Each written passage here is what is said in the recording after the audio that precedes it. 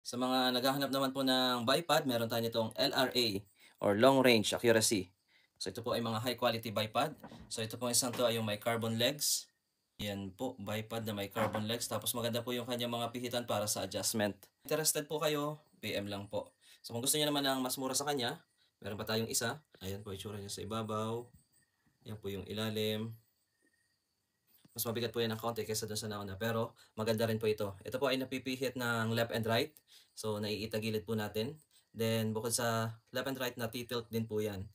Tapos, kung gusto niyo po ng sadyang mura na bipod, pero hindi plastic ang legs, so ito po ay aluminum ang legs niya. Po. Tapos may kasama na siyang adapter sa ibabaw para sa rail na 20 mm sa ilalim. Pwede rin pong sa swivel screw to ikabit, meron din po yung kabitan. Kung naliliitan ka naman dito, edi dun sa tatay kanya magsabi. Ayan. Mm.